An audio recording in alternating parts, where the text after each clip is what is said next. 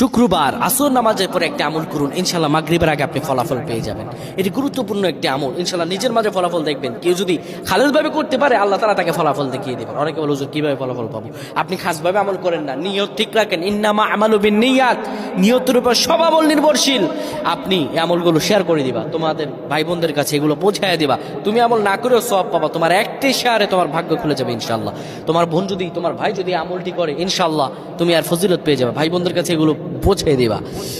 প্রিয় ভাইরা আমার, শুক্রবার আসরের পরে দোয়া কবুলের সময় কেউ যদি তখন কারোর সঙ্গে কথা না বলে কিবলামুখী হয়ে পড়ে, আল্লাহুম্মা সাল্লি আলা সাইয়্যিদিনা মুহাম্মাদিন নাবিয়্যিল উম্মি ওয়া আলা আলিহি ওয়া সাল্লিম তাসলিমা, কেউ যদি এই দুরূদটি 70 বার পাঠ করে, এরপরে যদি 10 বার পরে রব্বানা আতিনা ফিদ দুনিয়া হাসানাতাও ওয়া ফিল আখিরাতি হাসানা ওয়া কিনা আযাবান নার, এই দোয়াটি যদি কেউ 10 বার পড়ে, এরপরে আল্লাহ তাআলার কাছে মিনতি ভরা কণ্ঠে দোয়া করে, আমার আল্লাহ রব্বুল আলামিন তার সব চাগুলো কবুল করে দেন, পেরেশানি দূর করে দিবেন।